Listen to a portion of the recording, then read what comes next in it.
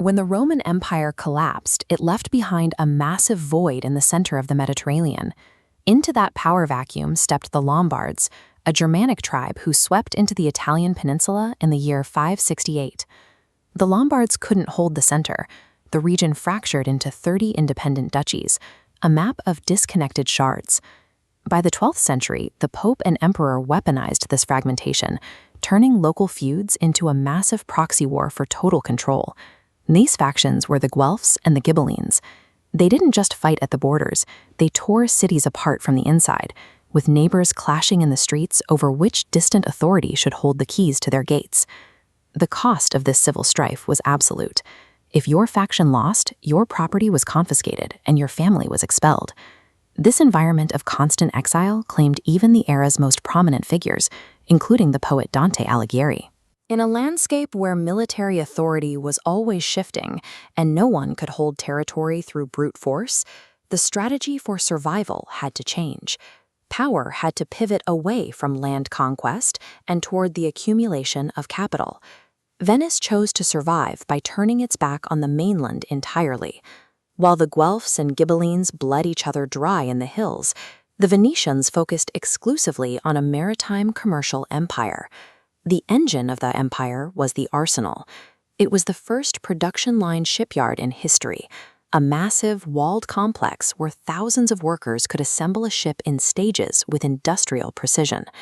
They specialized in heavy, state-sponsored galleys. These weren't just merchant ships, they were militarized carriers, powered by 150 oarsmen and protected by professional crossbowmen, giving Venice total maritime supremacy. Venice used this fleet to lock down the luxury market. By shielding proprietary technologies like high-end glassblowing and silk weaving, they transformed high-value craftsmanship into a protected state monopoly. To keep the gold flowing, they were ruthlessly pragmatic. They bypassed the Pope's official bans on trade with the East to broker direct deals with the Byzantine Empire and the Islamic Mamluks.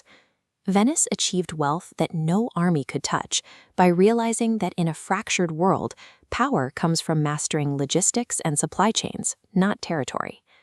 Florence didn't have the luxury of a sea moat. Trapped in the mainland chaos, the city was repeatedly ravaged by the very Guelph and Ghibelline violence Venice had managed to ignore. Their solution was to move power into a different dimension, high finance. They anchored the European economy with the gold florin, a coin so reliable it became the physical proof of Florentine influence. Because its gold content never wavered, the florin became the dominant trade coin for every major transaction in Western Europe, replacing clumsy silver bars with a standardized global asset. The masters of this system were the Medici family. They didn't rely on royal blood. They seized control of the city by weaponizing their bank. This was soft power in its purest form. The Medici ruled from the shadows, leveraging massive debt to turn government officials into puppets. They didn't need to declare themselves kings when they already owned the people making the laws. To legitimize this shadow rule, they spent hundreds of thousands of florins on a massive public relations campaign. They funded the greatest artists and architects of the Renaissance, creating monuments like this terracotta dome to signal their cultural dominance.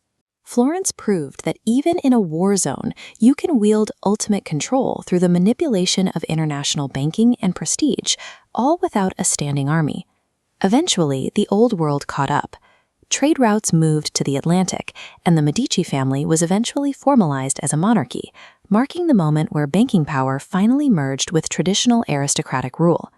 But the reason this region moved so fast was because of the brutality.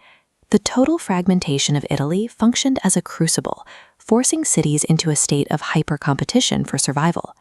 With no single monarch powerful enough to dictate the rules, no one central authority could crush the financial and logistical innovations that were emerging from the chaos. The violent era of Lombard warlords and proxy wars accidentally forged the systems we use today. It proved that the real power in the modern world belongs to those who hold the ledgers and the trade routes, not those who hold the swords.